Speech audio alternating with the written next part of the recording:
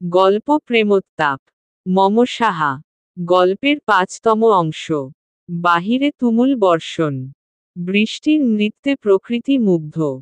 হলুদ আলোয় জ্বলজ্বল করছে মায়াবী মুখখানি, যা পুরুষের সুঠাম হাতের কবলে নিতান্তই নিষ্পাপ দেখাচ্ছে। মনে হচ্ছে দুহাতে রাজলে যেন ফুটন্ত পদ্ম। কন্যার চক্ষু প্রায় নিভু নিভু। শরীর থেকে অসহনীয় একটা উত্তাপ বের হচ্ছে। সেই তাপেই ঘোর নেমেছে চোখে। মস্তিষ্ক ফাঁকা অনুভব হচ্ছে। প্রেমিকের চিত্ত তা দেখে উন্মাদ প্রায়। ছটফটিয়ে উঠছে প্রেম পায়রা। চিন্তিত চেহারায় কয়েক ভাঁজ পড়ল।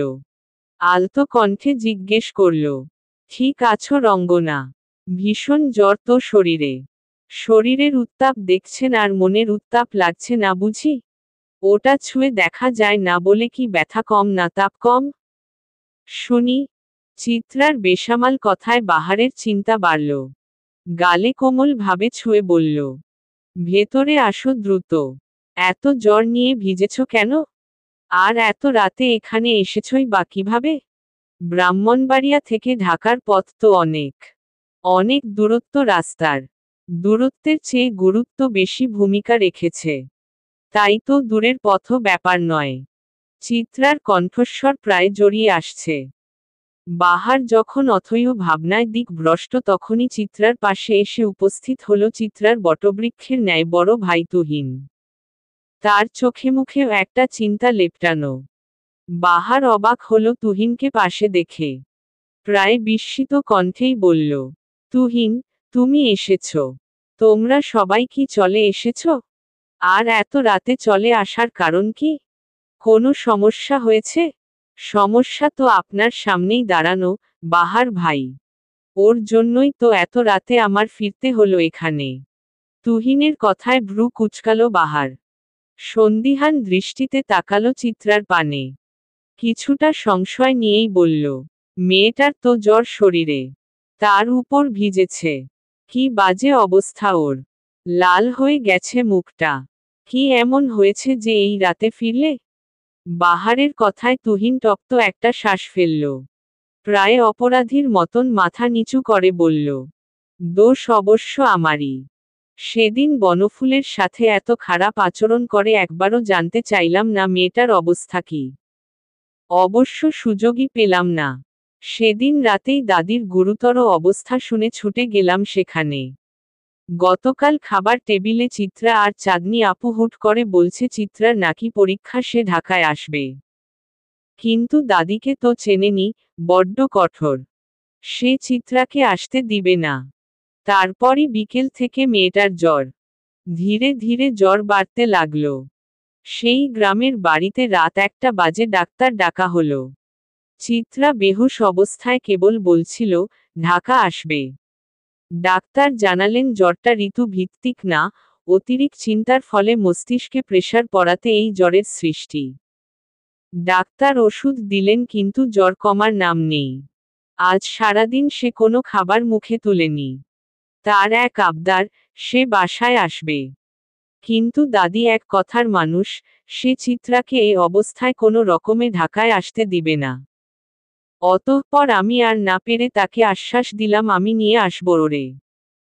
সবাই যখন রাতের খাবার খেয়ে ঘুমালো তখন ওরে নিয়ে রওনা হলাম, সাথে চাঁদনি আপু আসছে।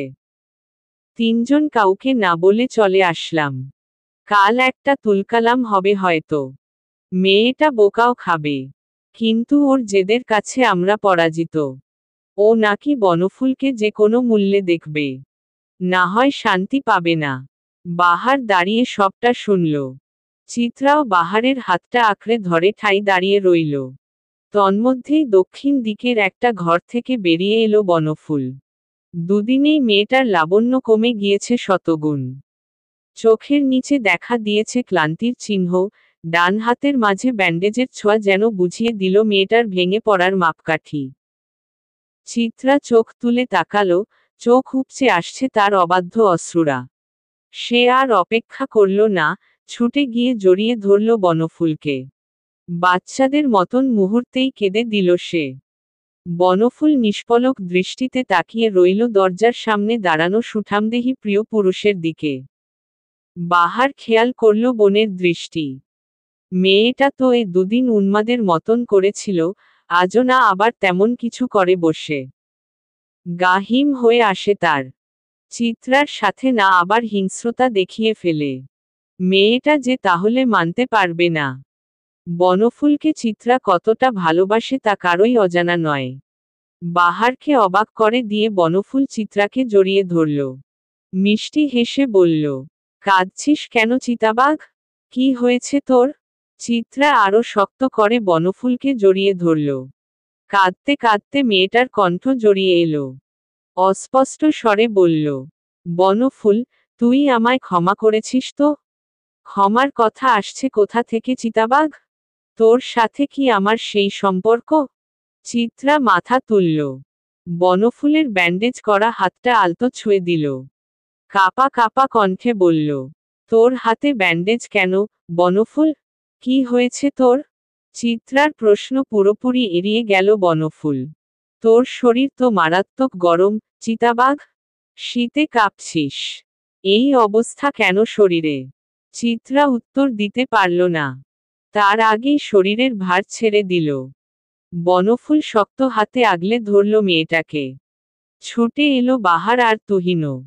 বোনকে ঝাপটে ধরল ভাই পরম যত্নে। ক্রমশ উত্তেজিত কণ্ঠে বলল, চিত্রা, এই চিত্রা, কি হয়েছে তোর? কি হলো তোর?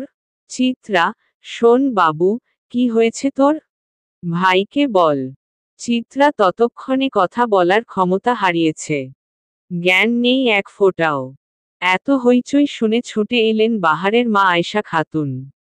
চিত্রা আর তুহিনকে দেখেই আয়েশা খাতুনের মুখ গম্ভীর হয়ে গেল, কিন্তু চিন্তার একটা স্বচ্ছ রেখা গেল তার মুখ জুড়ে।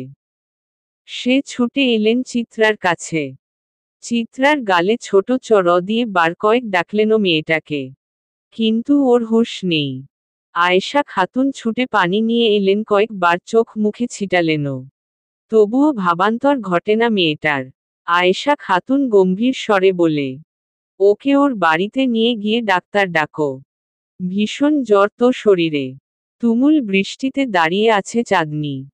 তার সামনেই দাঁড়িয়ে আছে মৃন্ময়। ছেলেটার চোখ মুখ শুকিয়ে আছে। কতক্ষণ যাবতি এভাবে দাঁড়িয়ে আছে। কিছু বলছেও না, আবার চাঁদনিকেও যেতে দিচ্ছে না। এক পর্যায়ে বিরক্ত হলো চাঁদনি, কিছুটা ধমকে বলল, মৃন্ময়, সমস্যা কি তোমার? এত রাতে রাস্তাতে কি তোমার? আর পথ আগলে দাঁড়িয়ে আছো কেন? আপনাকে আগলাতে পারছি না বলেই পথ আগলাচ্ছি। উল্টোপাল্টা কথা বলে চড় খেও না মৃন্ময়। সোজা কথা বলবো? হ্যাঁ বলো। মৃন্ময় কিছুক্ষণ সময় নিয়ে হুট করে বলল, ভাইয়ার মতন আমায় ভালোবাসবেন? কথা শেষ করতেই চাঁদনি সশব্দে একটা চড় বসিয়ে দিল ছেলেটার গালে। বাহিরে ঝড়। গাছপালা বাতাসে হেলে যাওয়ার উপক্রম। পুরো ঘরময় ছড়িয়ে গেছে ঝড়ের মিষ্টি বাতাস। শীতলতায় ছেয়ে গেছে রুম। মোটা একটা কম্বলের নিচের চিত্রার আদরে কোমল দেহটা চুপসে আছে। তার সামনেই অভিজ্ঞ চোখে তাকে পরখ করছে। চিন্তিত ভঙ্গিতে দুয়ারে দাঁড়িয়ে আছে বাহার। ঘরের ভিতরেই দাঁড়িয়ে আছে তুহিন। সোফায় বসে আছে চাঁদনি। মেয়েটারও ঠান্ডায় শরীর কাঁপছে। বার কয়েক হাঁচিও দিয়েছে। ঠান্ডায় জুবুথুবু প্রায়। ডাক্তার বিজ্ঞ চোখে অনেকক্ষণ পরীক্ষা নিরীক্ষা করে অতঃপর গম্ভীর কণ্ঠে বলল, মেয়েটার তো অনেক জ্বর। আমি কিছু মেডিসিন সাজেস্ট করছি, তোমরা এনে খাইয়ে দেও। তুহিন মাথা দুলাতেই ডাক্তার চেয়ার ছেড়ে উঠে দাঁড়ালো। তুহিন বোনের ওষুধ আনতে এবং ডাক্তারকে এগিয়ে দিতে গেল। ঘরে রইল বাহার আর চাঁদনি। চাঁদনির নাজেহাল অবস্থা চোখ এড়ালো না বাহারের। অতঃপর গম্ভীর কণ্ঠে বলল, চাঁদ, তোমার গিয়ে এখন ঘুমানো উচিত। ঘরে কোনো জ্বরের ওষুধ আছে? থাকলে অবশ্যই সেটা খেতে হবে। বাহারের কথায় চাঁদনি ঝিমিয়ে আসা নেত্র যুগল নিয়ে বলল, না, সমস্যা নেই, বাহার ভাই। অবশ্যই সমস্যা আছে। সবাই একসাথে অসুস্থ হয়ে গেলে তো হবে না, তাই দ্রুত যাও আর ওষুধ খেয়ে ঘুমাও। চাঁদনি আর দ্বিমত পোষণ করল না বাহারের কথায়। সোফা থেকে উঠে চিত্রার মাথায় বার কয়েক হাত বুলালো। মেয়েটা এত আদুরে। চাঁদনির মনে হয় কেবল গোটা পৃথিবীর সুখ যদি সে মেয়েটাকে এনে দিতে পারত। মেয়েটা কিছু আবদার করলে তা পূরণ করতে না পারলে তার নিজেকে পাগল পাগল লাগে। সে জানে, এই যে এত রাতে তারা ঢাকা চলে আসছে, এর জন্য অনেক কথাই তাদের শুনতে হবে। চাঁদনিকে খোঁটা দেওয়া হবে তার সত্তা নিয়ে। এত বছর যাবৎ বাবার ঘাড়ে বসে খাওয়ার খোঁটাটা তার মা নিবিড় ভাবেই দিবে। তবুও তার আফসোস নেই। মেয়েটা যে একটু স্বস্তি পেয়েছে সেটাই তার শান্তি। বোনের মাথায় আদুরে হাত বুলিয়েই চলে গেল চাঁদনি। পুরো ঘরে কেবল একা রইল বাহার। চিত্রার শরীর তখন গুটিসুটি মেরে কম্বলের নিচে আরাম খুঁজতে ব্যস্ত। আর বাহার ব্যস্ত সেই চিত্রার মুখে নিজের শান্তি খুঁজে নিতে। মেয়েটা নড়তে গিয়ে কম্বলের অনেকটা অংশ শরীর থেকে ফেলে দিয়েছে, যার ফলস্বরূপ ঠান্ডা বাতাসে সে কাঁপছে। বাহার এগিয়ে এলো, যত্ন করে কম্বলখানা তুলে দিল শরীরে। চিত্রার গভীর ঘুম মুহূর্তেই হালকা হয়ে এলো। ভেঙে যাওয়া অসুস্থ কণ্ঠ নিয়ে ক্ষীণ স্বরে ডাকল, বাহার ভাই। বাহারের ব্যস্ত হাত থেমে গেল। চোখ তুলে তাকালো অসুস্থ মুখটার পানে। আনমনেই সে উত্তর দিল, হুম। বনফুল আসেনি? বাহার এবার চোখ তুলে পূর্ণদৃষ্টিতে তাকালো চিত্রার দিকে। মেয়েটা অসুস্থ অবস্থাতেও বনফুলকে খুঁজছে। বাহার তপ্ত শ্বাস ফেলল। চিত্রার থেকে কিছুটা দূরে গিয়ে বলল, ও অসুস্থ তো, তাই আসেনি। পরে আসবে। অনেক রাত হয়েছে না? আন্টিও আসেনি তাই না? এবারের প্রশ্ন বাহারকে অসহায় করল। সে অসহায় ভাবেই ঠাই দাঁড়িয়ে রইল উত্তরবিহীন। বাহিরে কালো আকাশের বুকে সোনার কাঠির ন্যায় যেন বিদ্যুৎ চমকালো। গমগমে শব্দে বজ্রপাত হলো আকাশের বুকে। চিত্রা ফ্যালফ্যাল করে তাকিয়ে রইল বাহারের দিকে। বেশ খানিকটা সময় তাকিয়ে থাকার পর বিধ্বস্ত কণ্ঠে বলল, দূরে গিয়ে দাঁড়ালেন যে বাহার ভাই? আপনিও বুঝি দূরে যাওয়ার ছন্দ আঁকছেন মনে? কতটা দূরে যাবেন? বনফুল আর আন্টির মতন দূরে? নাকি আকাশ থেকে মাটির দূরত্বের মতন দূরে? বাহার স্তব্ধ চোখে তাকিয়ে রইল মেয়েটার দিকে। জ্বরে কি মেয়েটা ভুলভাল বকছে? কিন্তু বাহারের হৃদয় মন্দির তো জানে, মেয়েটা ভুল বলছে না সবটা। আকাশ যতটা কাছের মনে হয় ততটা কাছে তার বসবাস যে নয়। মেয়েটার মন কি সেটা ধরে ফেলল। চিত্রা আবার বলল, দূরে যাচ্ছেন? কাছে ছিলামই বা কবে? বাহার প্রশ্ন করল ঠিক কিন্তু উত্তর শুনল না। চিত্রার উত্তর দেওয়ার আগেই সে প্রস্থান নিয়েছে রুম থেকে। চিত্রাও উত্তর দিল না। কেবল দুচোখ ভরে দেখল সে প্রস্থানের নিয়ম। প্রেমিক পুরুষরা বড্ড পাষাণ হয় বোধ হয়। না হয় এমন করে মন ভাঙতে পারে? বুক চিরে বেরিয়ে এলো দীর্ঘশ্বাস। চিত্রার ভীষণ কান্না পেল কিন্তু কাঁদল না। এই কান্নাটা বাহার ভাইকে হারানোর ভয় না। এই কান্নাটা নিজের বন্ধুত্ব হারানোর ভয়ের। সে আজ অনুভব করেছে, এতদিন বনফুলকে জড়িয়ে ধরলে আত্মার যে শীতলতা মিলত আজ তা আর সে পায়নি। পরিচিত মুখ কোথাও একটা বড্ড অপরিচিত ঠেকল তার। প্রাণপ্রিয় বন্ধুত্ব হারানোর শোক চিত্রাকে আরেকটু নিস্তেজ করল। অতঃপর সে আবার তলিয়ে গেল গভীর নিদ্রায়। পৃথিবীতে রাত অনেক আসে কিন্তু কিছু কিছু রাত নিগার মন খারাপ, শূন্যতা নিয়ে আসে। আজ চাঁদনির রাতটাও তেমন একটা রাতের অন্তর্ভুক্ত।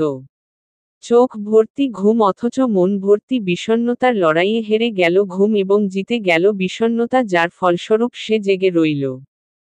দুচোখের পাতা এক করতে পারে না। কষ্ট হয় বুকে। চোখের সামনে যখন শাহাদাত এবং তার নববধূর সংসার ভেসে ওঠে তখন গোটা একটা পৃথিবী চাঁদনির কাছে অসহ্যকর লাগে। এই অনুভূতির বিশ্লেষণ করা যায় না, আর না কাউকে সংজ্ঞা দেওয়া যায় তার। কেবল বুকে বয়ে বেড়ানোই স্থায়ী। চাঁদনির মাথা ব্যথাকে দ্বিগুণ বাড়িয়ে তার বালিশের নিচে থাকা মোবাইলটা কেঁপে উঠল। ঝিম ধরা শব্দে ভারী হয়ে গেল চাঁদনির মাথা। অথচ ফোনটার থামারই নাম নেই। চাঁদনি আর না পেরে ফোনটা তুলল, রিসিভ করে কানে লাগাতেই অপর পাশ থেকে একটা ব্যস্ত কণ্ঠ ভেসে এলো। ছাদে আসুন। আমি আপনাদের ছাদে।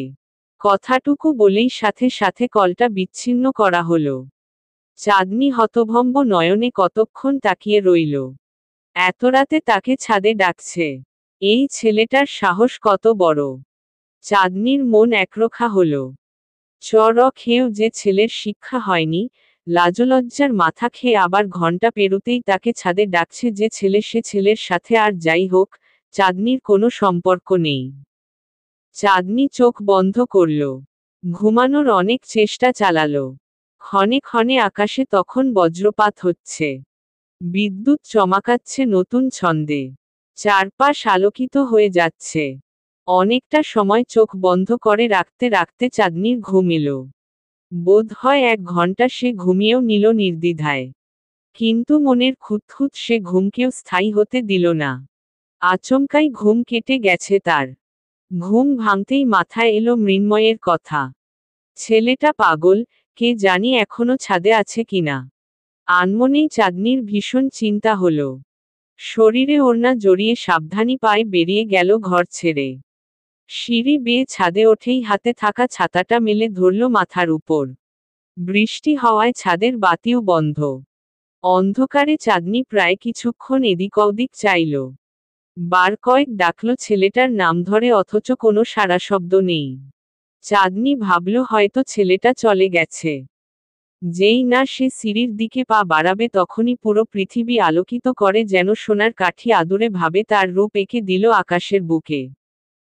সে আলোয় দেখা গেল ভিজতে থাকা সিক্ত মৃন্ময়ের মুখ। চাঁদনি প্রথমে কিছুটা চমকে গেলেও পরে এগিয়ে গেল তার দিকে। ছাদের লাইটটাও জ্বালিয়ে দিল, কিন্তু আলো খুবই নিভু নিভু। চাঁদনি এগিয়ে গিয়ে বেশ গম্ভীর কণ্ঠে বলল, এত রাতে এখানে কি? বেয়াদবির সীমা ছাড়াচ্ছ। ভালোবাসা বেয়াদবি হলে আমি হাসিমুখে 1000 বার বেয়াদব হতে রাজি। মৃন্ময়ের কণ্ঠ অনেকটা বসে গেছে। কথাগুলো কেমন ভাঙা ভাঙা শোনালো। চাঁদনি ধমক দিল, এতটুকু একটা ছেলে কিনা প্রেম নিয়ে পড়েছে। যাও বাড়ি। এই নিন ওষুধ। জানি ঠান্ডা লাগবে আপনার, কিন্তু আপনি ওষুধ খাবেন না, তাই নিয়ে এলাম। এক্ষুনি খাবেন এটা, তারপর আমি যাব। মৃন্ময়ের কথায় তাজ্জব চাঁদনি। ছেলেটা তাকে ওষুধ খাওয়ানোর জন্য এখানে এসেছে? এতটা পাগল? চাঁদনির চোখ ভরে জল এলো। বৃষ্টির জল থেকে সে জল আলাদা করার উপায় নেই তার উপর আধার। কিন্তু ছেলেটা কেমন যেন বুঝে গেল। অসহায় কণ্ঠে বলল, আমি আরো চড়ক খেতে রাজি, তবুও কাঁদবেন না। চাঁদনি দ্বিতীয়বারের মতন অবাক হল। ছেলেটা এমন কেন? এই ছেলেটার জন্য আজ তার নিজেকে ভাগ্যবতী লাগছে। কত ভাগ্য করেই না এসেছে সে। না হয় এমন একটা পাগল ছেলের সাথে পরিচয় হতো আদৌ। চাঁদনি ভীষণ স্নেহে মৃন্ময়ের বড় বড় চুলগুলো এলোমেলো করে দিল। ছাদের হলুদ বালোটায় বড্ড স্নিগ্ধ দেখালো সে দৃশ্য। রাত ভীষণ অন্যরকম যাওয়ার পরেই আজ সৌদাগর বাড়িতে উলটপালট করা একটা দিন এলো। বাড়ির বড় মেয়ের নামে রটল ভীষণ বাজে কথা। তাদের সোসাইটির ফেসবুক গ্রুপে ভাইরাল হলো একটা ছবি। যে ছবিতে সৌদাগর বাড়ির বড় মেয়ের মুখ স্পষ্ট, অথচ ছেলেটার কেবল পিঠ দেখা যাচ্ছে। সৌদাগর পরিবার সকালেই ছুটে আসে শহরে। মেয়ের এমন কলঙ্কে দিকভ্রষ্ট তারা।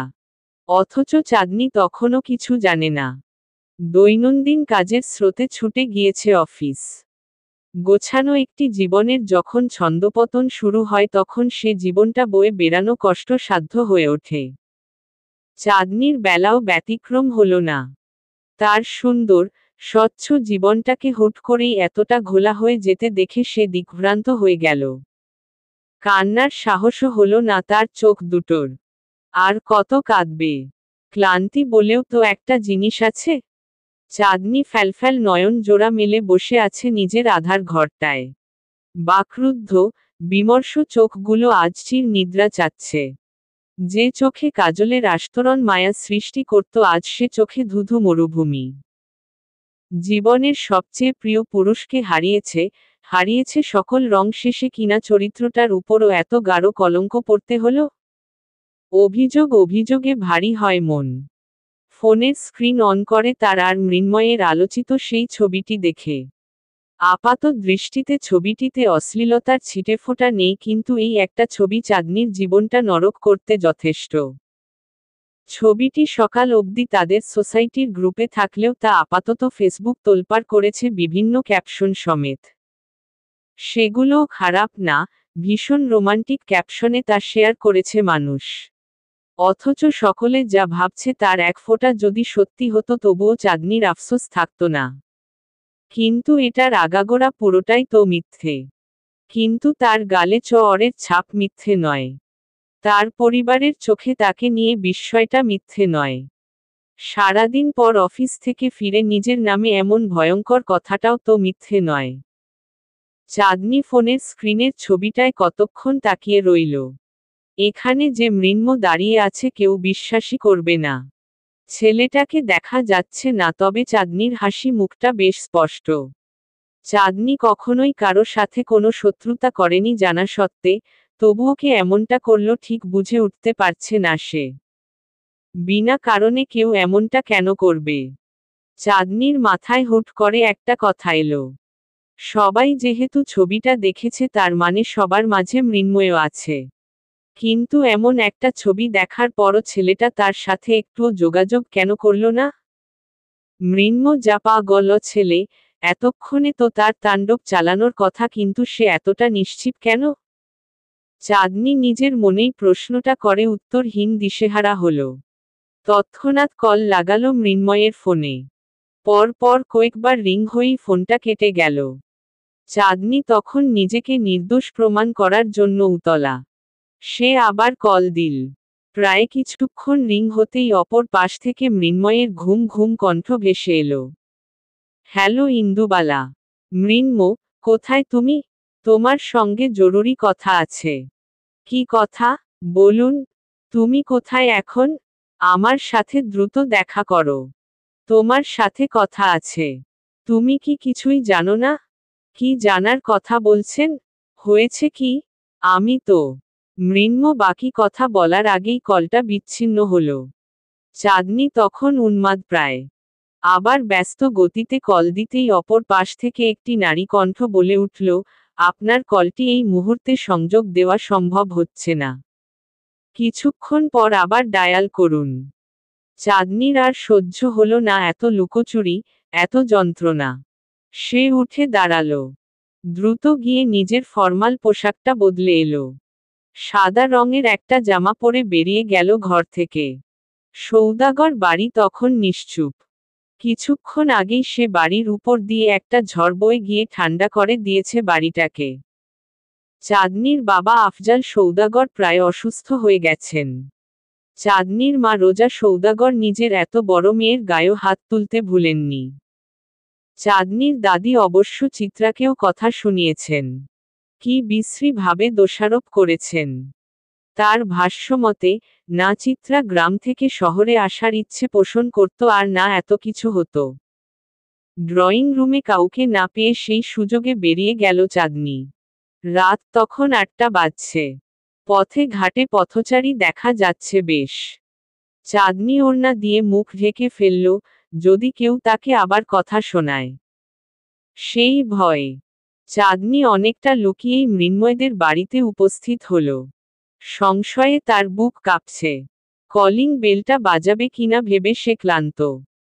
তবুও মনে সাহস সঞ্চয় করল, দাঁত মুখ খিচে বাজিয়ে ফেলল কলিং বেল।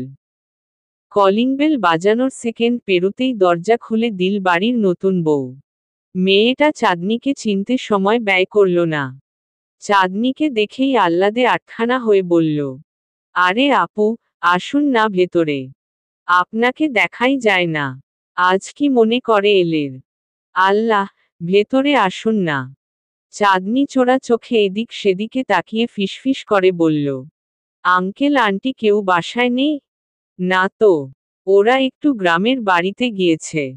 মৃন্ময় আর শাহাদাত কোথায়? ভাইয়া তো বন্ধুদের সাথে ট্যুরে গেছেন আর উনি অফিস থেকে এখনো আসেনি। চাঁদনির মাথায় যেন বজ্রপাত হলো। মৃন্ময় শহরে নেই মানেই চাঁদনির এই সময়টা আরো ভয়াবহ হয়ে যাবে। এটা ভাবতেই চাঁদনির মাথা ঘুরে উঠল। তার উপর সারাদিন না খাওয়া।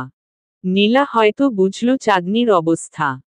চিন্তিত কণ্ঠে বলল, আপু, আপনি কি অসুস্থ?